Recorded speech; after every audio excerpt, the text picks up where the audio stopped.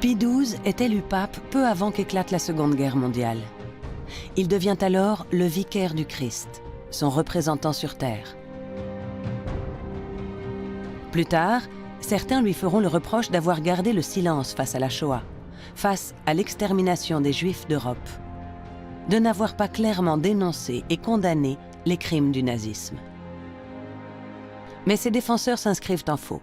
Le pape a dit ce qu'il pouvait dire dans des temps mauvais. En 2020, le Vatican a donné aux chercheurs accès aux documents de son pontificat. Cette ouverture anticipée permet d'en savoir plus sur l'attitude de Pie XII face à la Shoah.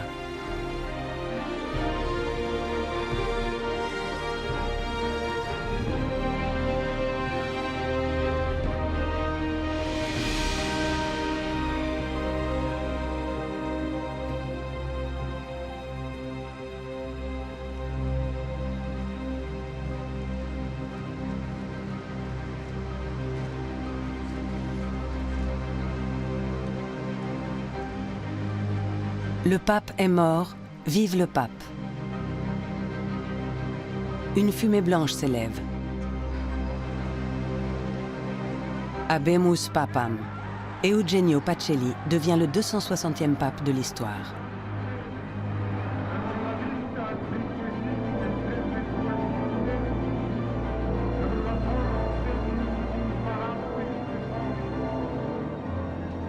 Il prend le nom de Pie XII. Son élection est célébrée en grande pompe. Père des rois, régent du monde, vicaire de Jésus-Christ. Des titres qui le placent au sommet de la chrétienté. Dans sa première encyclique, le pape Pie XII rappelle son devoir. Rendre témoignage à la vérité, sans nous laisser influencer par des considérations terrestres.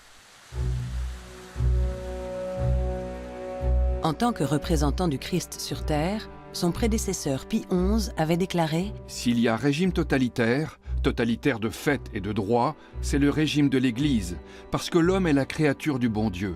Alors l'Église a vraiment le droit de réclamer la totalité de son pouvoir sur les individus. Tout homme, l'homme tout entier appartient à l'Église, parce que tout entier, il appartient à Dieu. » Une tradition à laquelle Pie XII souscrit entièrement. Hors de l'Église, point de salut. Difficile aujourd'hui d'imaginer quelle est alors l'influence du pape.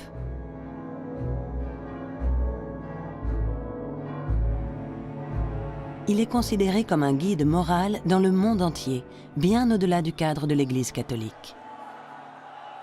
Mais le souverain pontife n'est pas le seul à revendiquer l'autorité suprême. Mussolini et Hitler aussi. Eux, par contre, font régner la violence et la terreur. Benito Mussolini depuis 1922 en Italie. Adolf Hitler depuis 1933 en Allemagne. Ils veulent tous les deux faire la guerre pour conquérir des empires et ils sont tous les deux violemment antisémites. Le juif, voilà l'ennemi. Les deux dictateurs craignaient le prédécesseur du nouveau pape. Non seulement Pie XI a dénoncé les persécutions contre l'Église, mais il a déclaré « Il n'est pas possible aux chrétiens de participer à l'antisémitisme. » Mais à quoi s'attendre de la part de son successeur?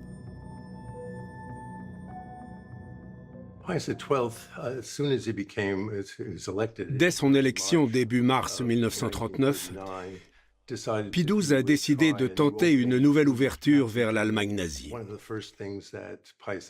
L'une des premières mesures qu'il a prises après son accession au pontificat a été d'ordonner au Journal du Vatican de ne plus critiquer le régime allemand, ce qui a été fait. Le Vatican a été accusé d'avoir étouffé, nié, dissimulé beaucoup de choses. Les documents du pontificat de Pie XII aux archives apostoliques du Vatican sont longtemps restés inaccessibles, en raison des délais de communicabilité. Ce n'est qu'en 2020 que le pape François les a ouvertes aux historiens, qui 80 ans plus tard ont mis au jour des documents dont on ignorait tout. Nous avons eu la grande surprise de découvrir des transcriptions de discussions secrètes entre le pape et Philippe de Hesse. Nous n'avions aucune idée de leur existence. Personne ne les avait encore trouvées. C'était lors des toutes premières semaines après l'ouverture des archives du Vatican. Ça a été un grand choc. En effet, Hitler avait exigé un silence absolu. Le 11 mai 1939, un émissaire allemand se rend au Vatican pour entamer des tractations secrètes avec le pape. C'est le prince Philippe de Hesse qui a la confiance de Hitler. Personne ne devra jamais être informé de ces entretiens. Le dignitaire nazi se présente en civil sous le pseudonyme de Marquis Toury. Pie XII a accepté de le recevoir. Pour le bien de l'Église et des âmes, il faut parfois traiter avec le diable.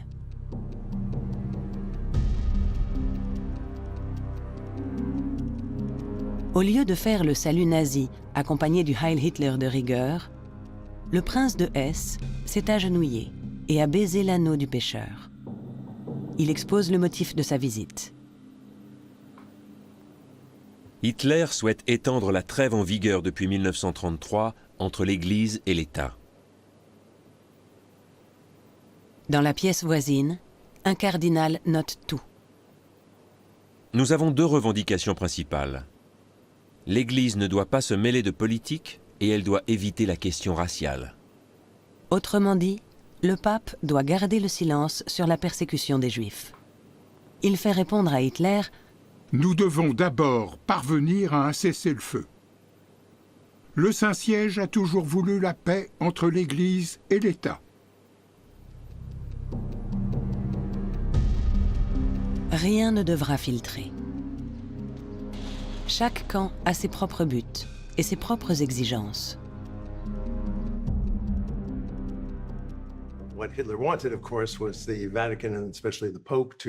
Hitler voulait bien sûr que le Vatican, et plus particulièrement le pape, s'abstiennent de toute critique à l'endroit de son régime, notamment parce qu'une part importante de sa population était catholique.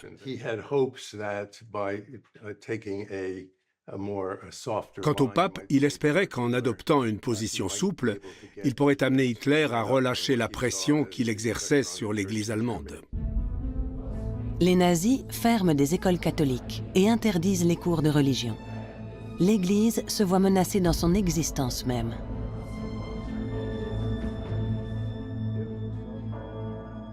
En 1939-40, au Vatican, on parle ouvertement d'un conflit entre l'Église et l'État. Le régime national-socialiste ne laisse planer aucun doute sur sa volonté d'anéantir le riche tissu des associations catholiques. De nombreux prêtres ont déjà été arrêtés par la Gestapo, ont atterri en prison, voire en camp de concentration pour des paroles imprudentes. Pie XII sait tout cela. Il fait savoir à Hitler que l'Église ne se mêle pas de politique. Mais il est fâché que le Troisième Reich s'en prenne à l'Église catholique. Il faut que cela cesse.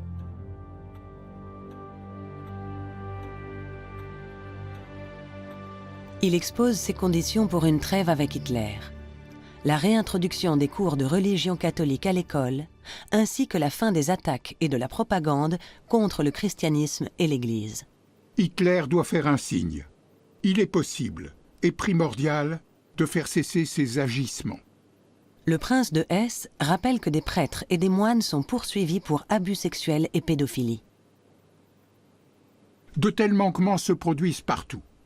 Quand nous en sommes informés, nous intervenons immédiatement avec la plus grande sévérité. Si nous faisons tous preuve de bonne volonté, nous pouvons régler tout cela. Des centaines de membres du clergé étaient poursuivis pour des faits d'abus ou d'agression sexuelle. Le pape était certainement très désireux que les procédures s'arrêtent là. Les abus sexuels étaient un gros problème moral, tout comme aujourd'hui. Ils étaient très gênants pour le Vatican, qui essayait de ne rien laisser filtrer et en disait le moins possible. Le pape assure Hitler que si les catholiques sont laissés en paix, ils seront plus loyaux que quiconque.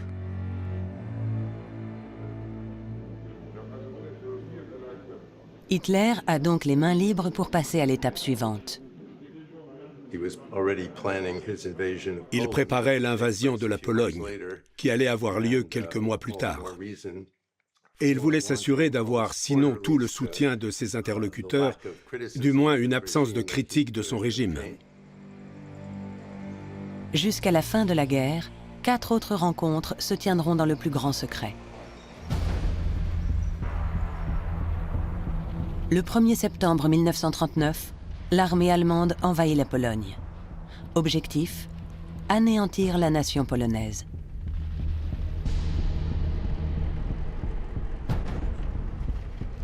Les SS liquident des milliers de Polonais. Plus de 1000 prêtres et religieuses sont assassinés. Les Juifs sont regroupés et tués par balles.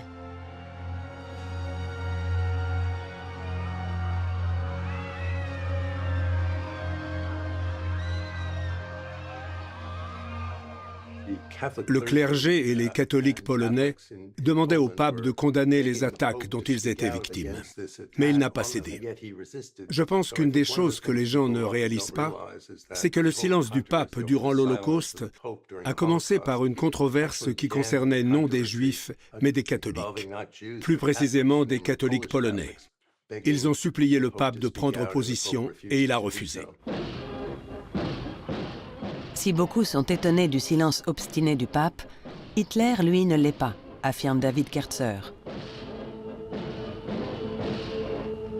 Mais que dit le souverain pontife de ces questions dans son premier programme de gouvernement ? Le sang d'innombrables êtres humains élève un poignant cri de douleur, spécialement sur une nation bien-aimée, la Pologne. Les victimes de la guerre ont droit à la pitié et au secours. Priez tous, priez sans relâche. Mais il n'a jamais cité de nom, jamais nommé les fauteurs de guerre, jamais dit qui était l'agresseur et qui était la victime. Il s'est beaucoup retenu parce qu'il pensait que le Saint-Siège devait être neutre. Il déplore l'invasion de la Pologne, mais ne condamne pas cette violation du droit international.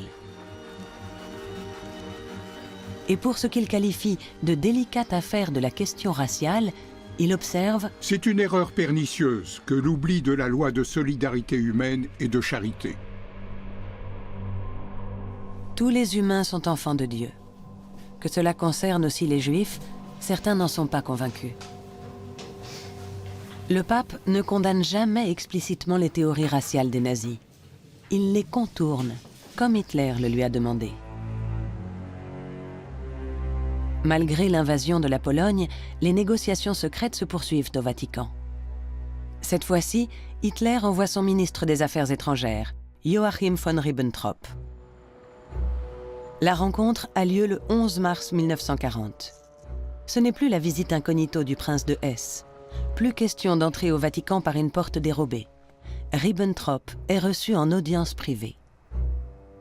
Quels sont ses arguments pour convaincre le pape ? Hitler a interdit à la presse toute propagande contre l'Église. Il continuera d'apporter à cette dernière un soutien financier conséquent. Il me charge de dire au pape que s'il y a encore une Église en Europe, c'est grâce au Führer et à son combat contre le bolchevisme. Le pape est du même avis, comme en témoigne le compte-rendu de l'entretien.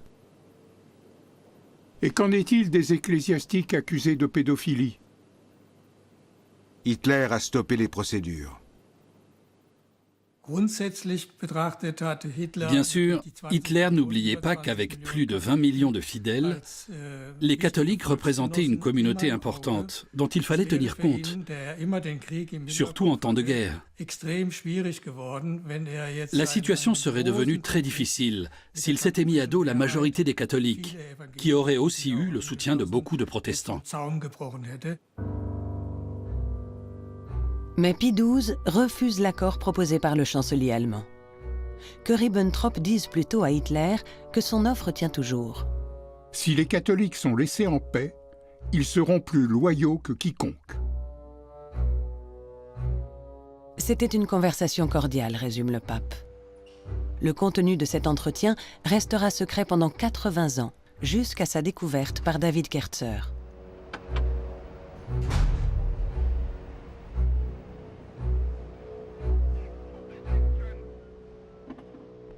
Hitler a fixé la limite à ne pas franchir. Le pape et l'Église catholique ne doivent ni se mêler de politique, ni s'exprimer sur la question raciale. C'est la condition pour qu'il laisse exister l'Église catholique sans la persécuter massivement. Le pape va-t-il respecter cette limite? Ne va-t-il même pas essayer de la mettre à l'épreuve?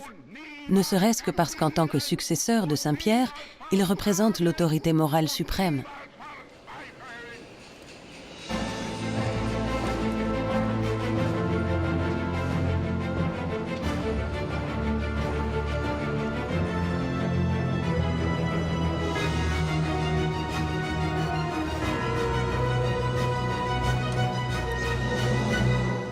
Qui est Pie XII? Eugenio Pacelli est issu d'une excellente famille romaine, liée au Saint-Siège depuis des générations. Après avoir été ordonné prêtre, il a rapidement fait carrière au sein de l'Église, dirigé par un pouvoir absolu. La condition de cette ascension, une opposition radicale à tout modernisme dans l'Église catholique, ainsi qu'aux idées démocratiques ou libérales, et au communisme, bien sûr. En mai 1917, en pleine Première Guerre mondiale, il est nommé nonce apostolique, c'est-à-dire représentant du pape à Munich. Réputé pour son talent diplomatique, il parle bientôt parfaitement l'allemand. Mais ce fin observateur de la politique répugne au conflit. L'imminence d'une révolution communiste affecte profondément sa vision du monde.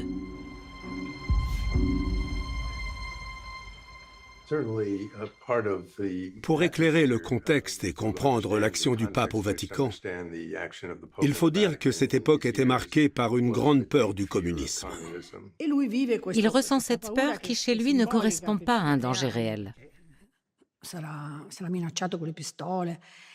Il n'est pas sous la menace d'une arme qui serait braquée sur lui. Pour l'Église, fondamentalement, le véritable danger vient plus du communisme que du nazisme. Le véritable péril, ce sont surtout et toujours les bolcheviks. En 1920, Pacelli devient nonce apostolique pour toute l'Allemagne. Un certain Adolf Hitler attire son attention.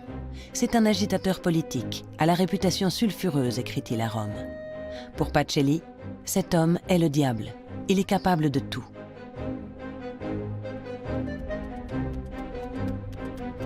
Lorsque le dictateur arrive au pouvoir, Pacelli est cardinal secrétaire d'État, c'est-à-dire l'homme le plus important du Vatican après le pape.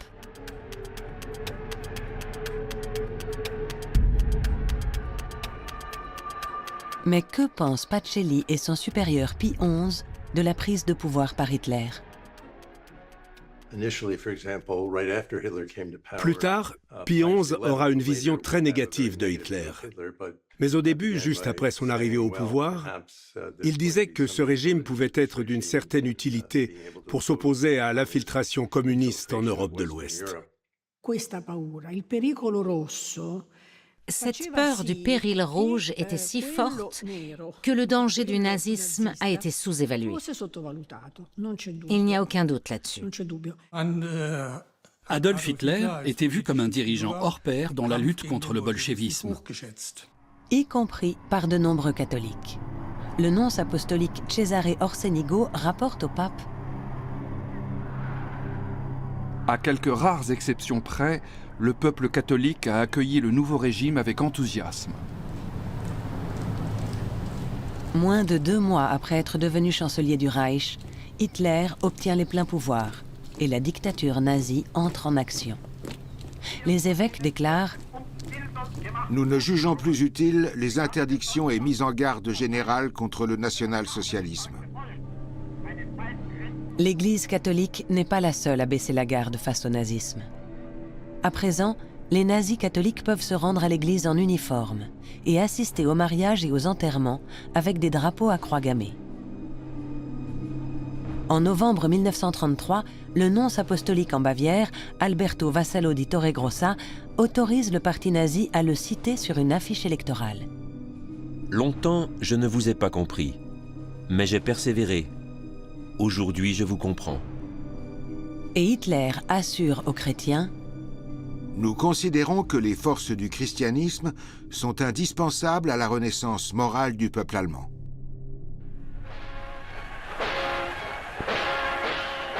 Sur le plan idéologique, les nazis ne tolèrent pas la concurrence.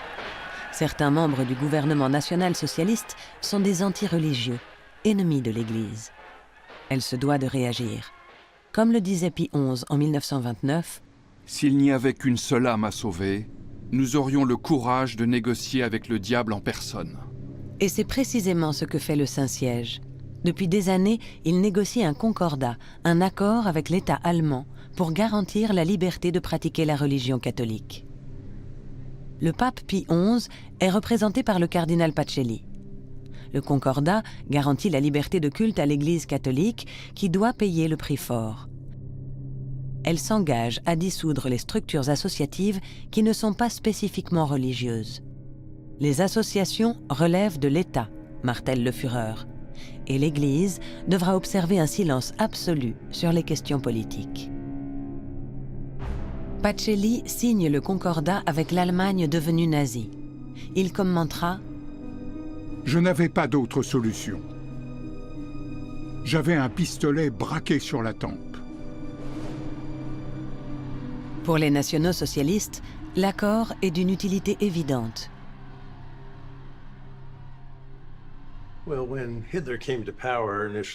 Quand Hitler est arrivé au pouvoir en janvier 1933, son régime suscitait beaucoup de méfiance et d'hostilité chez la plupart des grandes puissances, tant en Europe qu'en Amérique. Le fait que le Vatican consente à trouver un accord avec le nouveau régime en place lui donnait une légitimité supplémentaire. La liberté de l'Église est considérablement réduite. Le si riche paysage des associations catholiques n'a plus le droit de s'engager politiquement, c'est-à-dire d'avoir des activités ou de prendre des positions qui aient une quelconque dimension politique. Certains évêques l'ont compris et ont dit « nous sommes totalement muselés ». Prêcher devient inutile. Pie XII déteste Hitler, c'est incontestable. Il est horrifié par la terreur nazie et désapprouve la persécution des opposants politiques et des Juifs. Mais il n'excommunie pas le supposé catholique Hitler. Jamais il ne le condamnera comme un hérétique que les chrétiens ne doivent pas suivre. Une mesure de prudence face à un chef d'État? Et qu'en est-il de la question juive? Les nouvelles lois se succèdent. Discrimination, persécution, expulsion, terreur.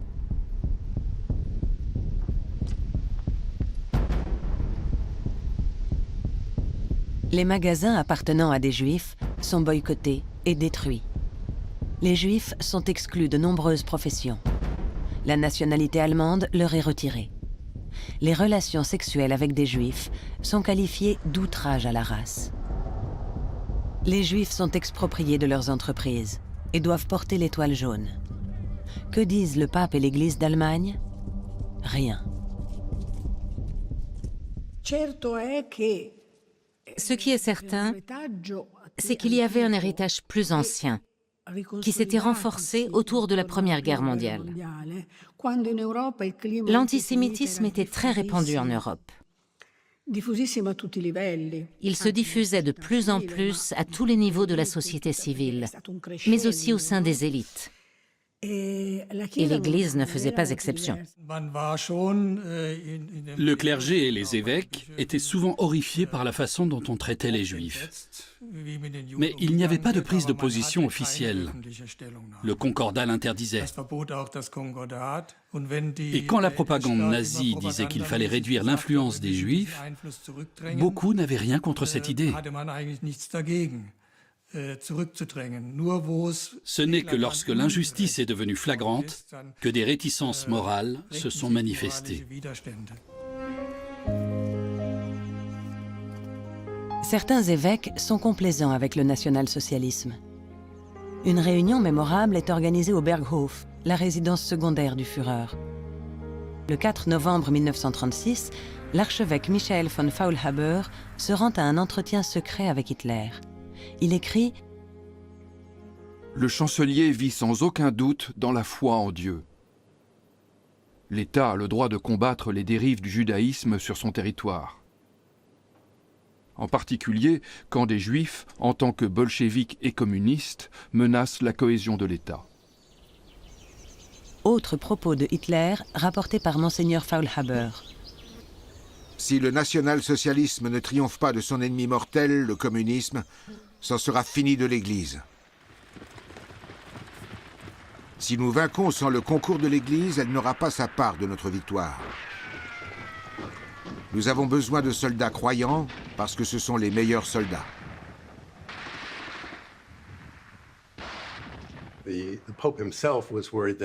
Le pape craignait de fâcher les catholiques allemands s'ils critiquaient les nazis. Il avait réalisé qu'un très grand nombre d'entre eux soutenaient et défendaient le régime national-socialiste. Plus tard, pendant la guerre, il pensait que s'il dénonçait les crimes nazis, ces mêmes catholiques risquaient de le rendre responsable de la défaite de l'Allemagne, qui devenait de plus en plus inéluctable après 1943.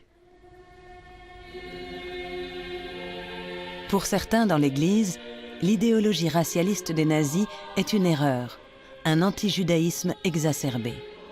Autrement dit, un mauvais antisémitisme. Mais en même temps, les Juifs sont qualifiés de peuple déicide. L'idée qu'ils ont fait crucifier le Christ est propagée depuis des siècles par l'anti-judaïsme chrétien. Les Juifs qui n'ont pas reconnu Jésus-Christ comme le Messie sont considérés comme un peuple malhonnête et aveuglé qui a trahi sa foi, d'où le mot perfide.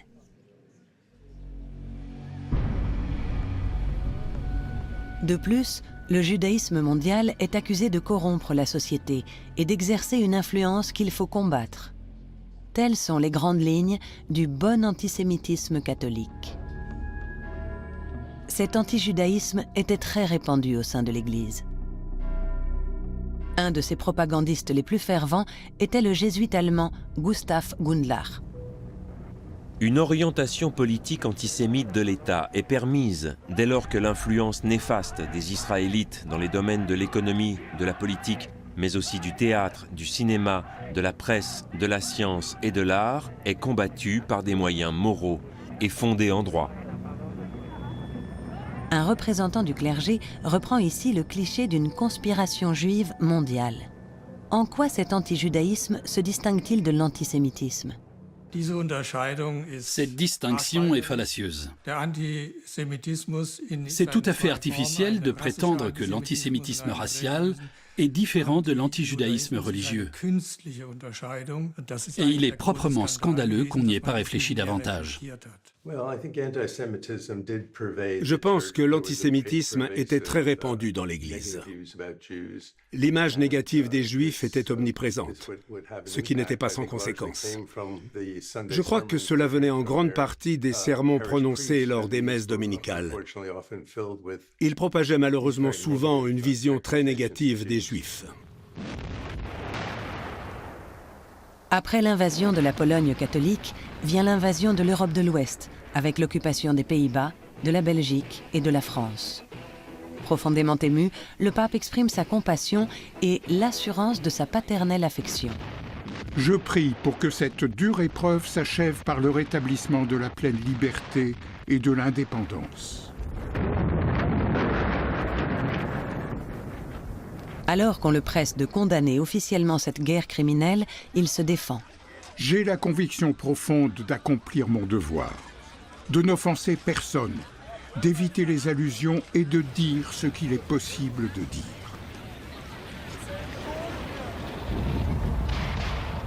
Quand Hitler attaque l'Union soviétique le 22 juin 1941, le pape reste neutre, là aussi.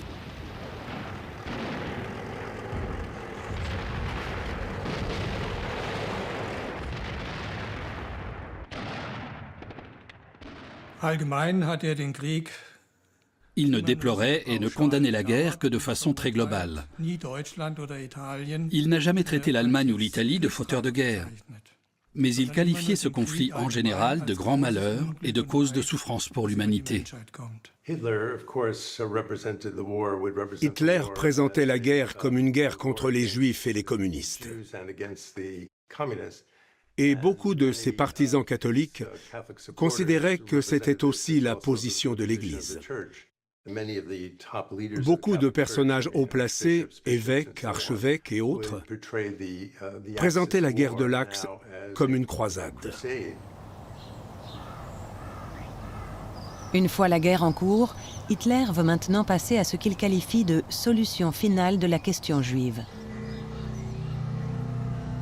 En janvier 1942, de hauts dignitaires nazis se réunissent dans une villa du quartier berlinois de Wannsee. Sur ordre d'Hitler, la conférence décide dans le plus grand secret d'exterminer méthodiquement tous les juifs d'Europe, soit environ 11 millions de personnes. Des déportations systématiques sont déjà organisées depuis le printemps 1941 et cela commence à se savoir.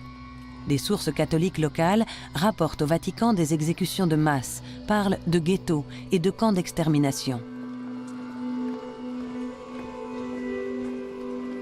L'archevêque de Lvov écrit « L'occupation allemande est véritablement diabolique. Rien qu'à Kiev, 130 000 juifs ont été assassinés. Toutes les petites villes d'Ukraine ont connu des massacres similaires. »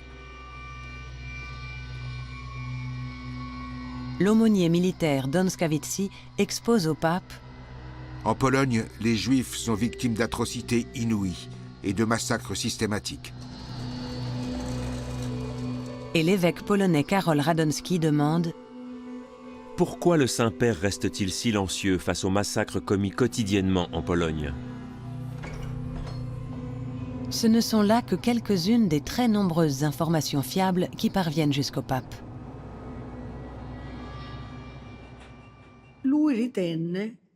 Il estimait qu'il valait mieux rester en retrait, car cette menace ne concernait pas les catholiques. Il a donc choisi la prudence. Il y a donc bien un problème, mais que pouvait-il faire de plus? Et aurait-il été juste d'en faire plus? Il reçoit de nombreuses requêtes de l'Église, qui lui demandent d'en faire plus et de sortir du silence face aux atrocités nazies. Il en est affecté et même déchiré, d'après les témoins. Sœur Pascaline, surnommée la papesse, l'assistait. Elle se souvient d'avoir vu Pie XII montrer la croix et dire « Jésus est crucifié et ne peut se libérer. Il ne peut qu'endurer et souffrir. Le pape aussi est cloué à son poste et doit souffrir en silence. » Bien sûr que le pape avait la possibilité d'influer sur la conscience morale des fidèles, au-delà de la doctrine catholique.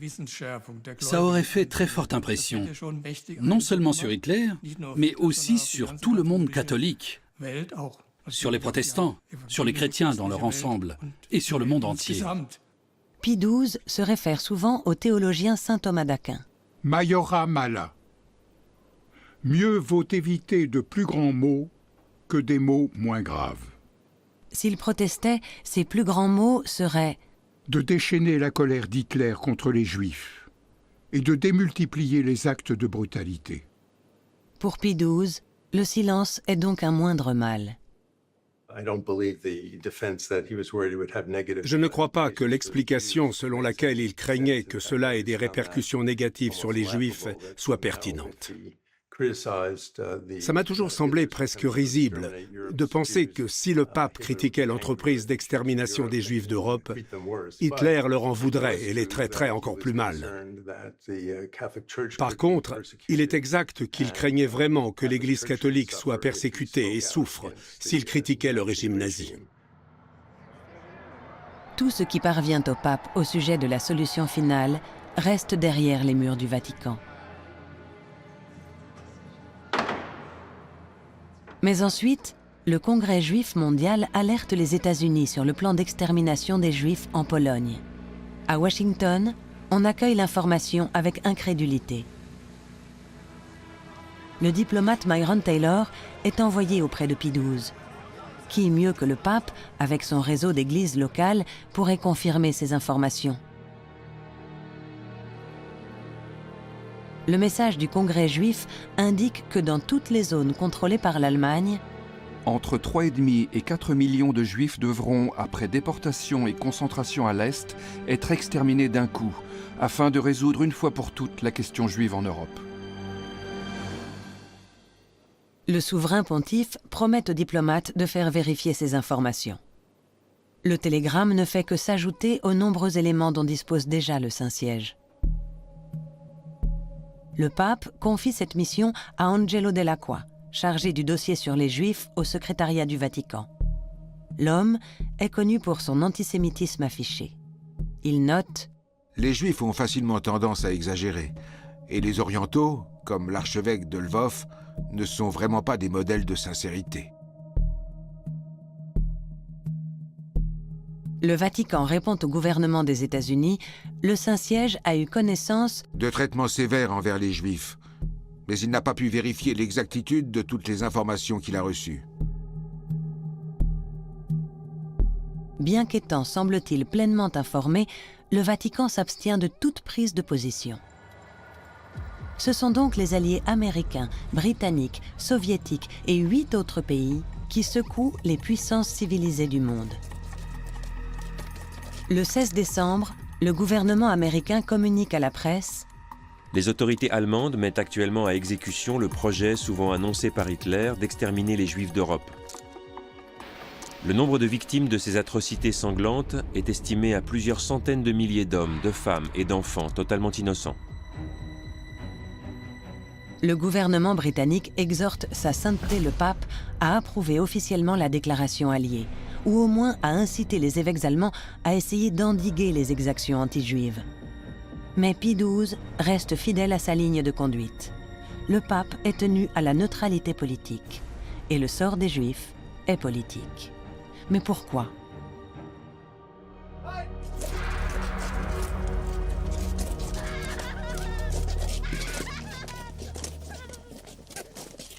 Il ne voulait pas divulguer ses propres informations, car alors il aurait été cité comme source, ou on se serait réclamé de son autorité, ce qui, selon lui, aurait forcément eu des conséquences politiques gravissimes. S'il avait été cité nommément, Berlin et Rome auraient mal réagi. Et donc, il a préféré ne rien dire et conserver toutes les informations pour lui. Son conseiller lui avait dit que s'il donnait confirmation à Roosevelt, les Alliés utiliseraient sa parole pour ce qu'il qualifiait de propagande alliée contre les Allemands, et qu'il se réclamerait du Vatican. Le Saint-Siège ne voulait pas être entraîné ainsi dans la guerre. Il valait donc mieux prétendre ne disposer d'aucune information utile, et le pape a suivi ce conseil.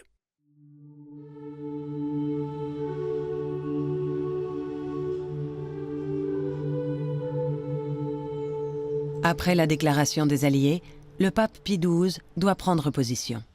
Tous ceux qui voulaient lire ou acceptaient d'écouter connaissaient l'existence des chambres à gaz.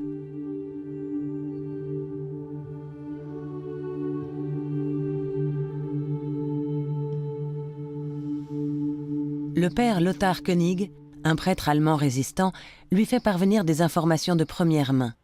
En décembre 1942, il lui écrit « Les dernières informations sur le camp de Ravarouska, avec son four crématoire, m'ont été récemment confirmées.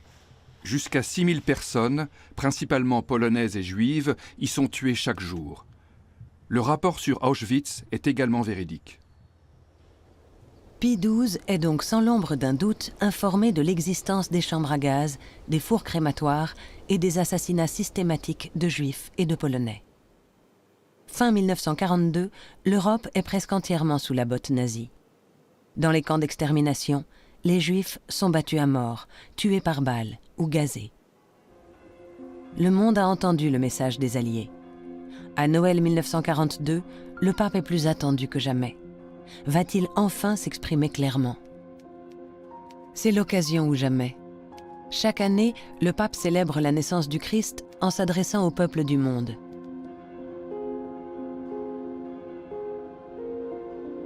À midi précise, le pape prononce sa bénédiction Urbi et Orbi. Il lit son message radiodiffusé au Fils de tout l'univers. Cela sera son message le plus important et le plus controversé. Questo voto l'umanità lo deve alle centinaia di migliaia di persone, le quali senza veruna colpa propria, talora solo per ragioni di nazionalità o di stirpe, sono destinate alla morte o ad un progressivo deperimento. Questo voto l'umanità lo deve... Il ne consacre qu'une phrase aux victimes des exactions nazies, sur une allocution qui en compte près de 200. Il y évoque Les centaines de milliers de personnes qui, sans avoir commis aucune faute et du seul fait de leur nationalité ou de leur origine, sont vouées à la mort ou au dépérissement progressif. Il ne nomme pas les meurtriers, pas plus que les victimes. Il ne nomme pas les Juifs. Durant toute la durée de la guerre, il n'a jamais prononcé publiquement le mot juif. La bénédiction est traduite dans de nombreuses langues et imprimée dans le monde entier. Comment est-elle perçue? Goebbels, ministre de la propagande allemande, reste de marbre. Le discours de Noël du pape n'a pas de signification profonde. Il sera reçu par les gouvernements des belligérants dans l'indifférence la plus totale. Et Mussolini, l'allié de Hitler, déclare « Le vicaire de Dieu ne devrait jamais parler. Il ferait mieux de rester parmi les nuages. » C'était un discours truffé de lieux communs, qu'aurait aussi bien pu faire le curé de mon village. Face aux critiques, Pie XII se défend. C'était court, mais cela a été bien compris. Tout le monde a saisi que je parlais des Juifs.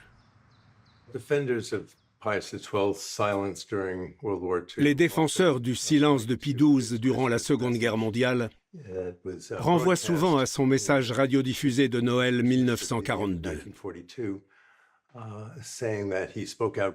Leur argument est qu'il s'est clairement exprimé contre l'Holocauste. Mais en réalité, ce n'est pas le cas.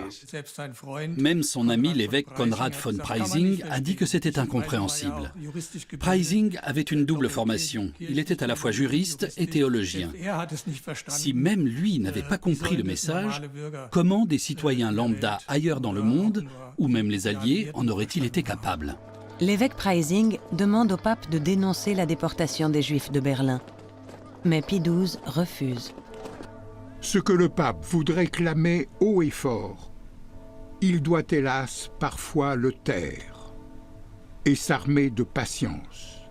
Si je parle, la situation des catholiques et des juifs empirera. Même au Vatican, on murmure « Toujours la même chanson. Il ne parle pas comme le Christ. » Le 10 septembre 1943, la Wehrmacht entre à Rome. Himmler donne l'ordre d'exterminer immédiatement et minutieusement les Juifs d'Italie, sans distinction de nationalité, d'âge ni de sexe.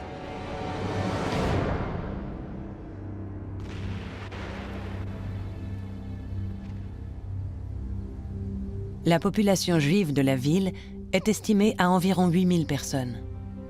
La communauté juive de Rome est l'une des plus anciennes d'Europe.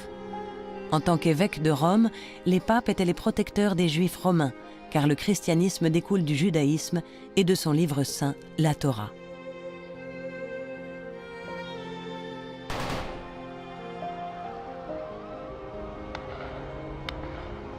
Le 16 octobre 1943, à 5h30 du matin, les SS encerclent l'ancien ghetto. Et leurs hommes ratissent la ville.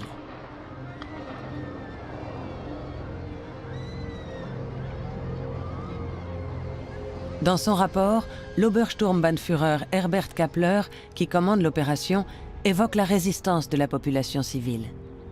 Tout cela se déroule sous les fenêtres du Vatican. Plus d'1 millier de Juifs sont parqués dans des locaux du collège militaire. Le pape aussi sait ce que cela signifie. Le pape reçoit des milliers de requêtes écrites par des Juifs. Elles sont entreposées aux archives du Vatican. Parmi ces lettres, l'appel à l'aide d'un important groupe de familles juives qui ont pu se cacher. Saint-Père, nous en appelons à votre miséricorde et invoquons votre intervention auguste et rapide pour soulager, dans la mesure du possible, les souffrances de ces pauvres gens et de leurs familles. On craint qu'ils soient transportés ailleurs d'un moment à l'autre. Rome, 17 octobre 1943. Le Saint-Père qu'ils implorent leur fait répondre « Nous faisons ce que nous pouvons. »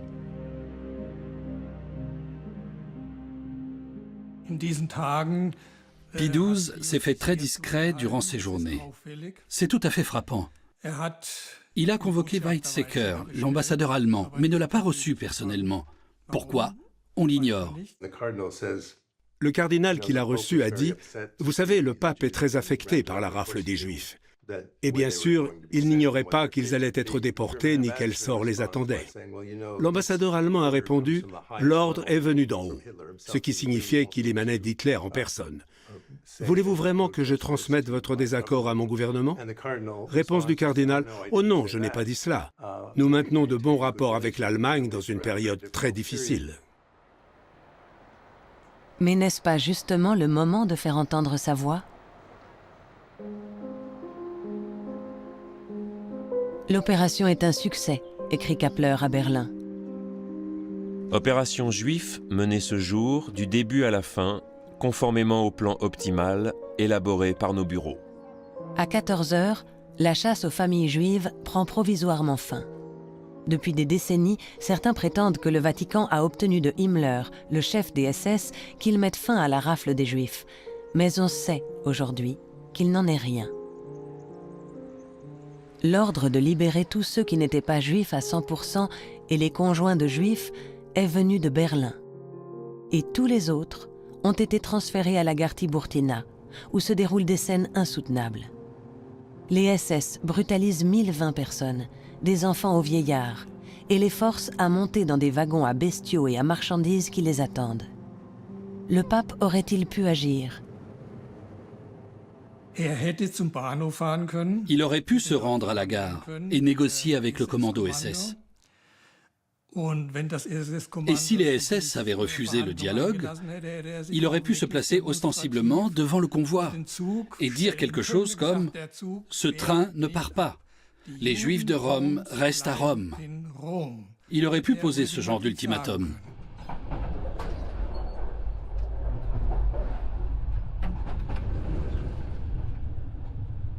Au bout de 5 jours, le convoi de la mort arrive à Auschwitz.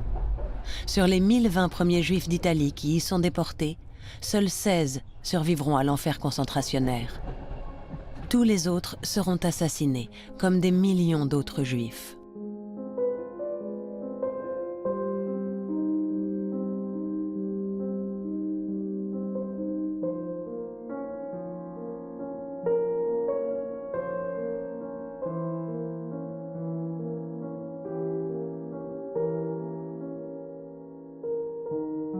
Des milliers de Juifs se cachent encore à Rome et dans toute l'Italie.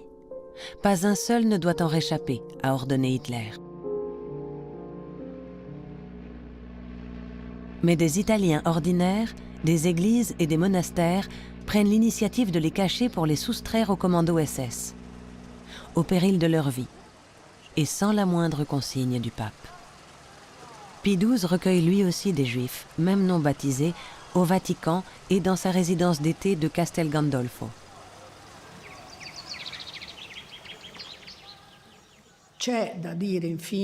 Il faut dire qu'il s'est considérablement racheté par l'aide qu'il a apportée aux Juifs, en les faisant accueillir dans des monastères, des couvents, des maisons religieuses, où tous les Juifs étaient accueillis. Mais cela relevait de l'aide humanitaire.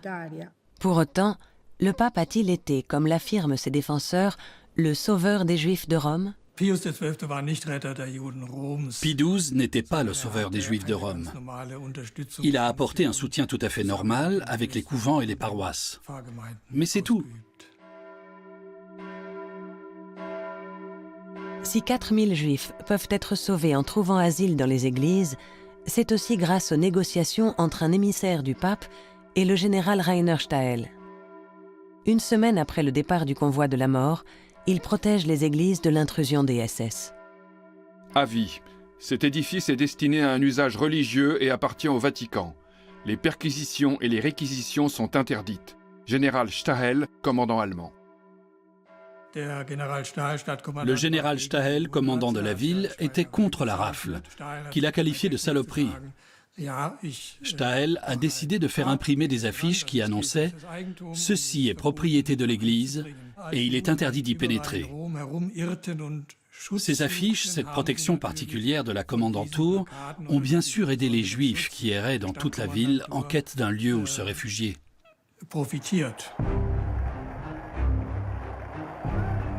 La Shoah ne s'arrête vraiment qu'à la fin de la guerre, quand Rome, Paris, Vienne, Berlin sont libérés par les Alliés. Le 8 mai 1945, le Troisième Reich capitule sans condition. Mais pour 6 millions de Juifs, la libération arrive trop tard. Les secrets du Vatican sont désormais connus, ainsi que les négociations secrètes entre Hitler et le pape. Hitler avait fixé au pape une limite à ne pas franchir. Il ne devait être question ni de sa politique, ni de la question raciale. Pie XII, le vicaire du Christ, n'a jamais officiellement passé outre. Il y aurait eu des alternatives à son silence. S'il avait pris la défense des Juifs en danger de mort et d'autres victimes de persécution, cela aurait eu une justification morale et théologique. Son silence lors de la déportation et de l'assassinat de 6 millions de Juifs empêche, selon moi, de le considérer comme une grande autorité morale. En se taisant, Pie XII a voulu assurer la pérennité de l'Église, une attitude qui a causé une âpre polémique. Son silence face à la Shoah, que certains jugent assourdissant, n'aurait-il pas entamé la crédibilité de l'Église catholique ? La destruction des Juifs d'Europe n'aurait-elle pas été facilitée par un certain antisémitisme ancré au plus profond de l'Europe chrétienne ? Une controverse violente que l'exploration des archives du Vatican par les historiens permettra peut-être un jour d'apaiser.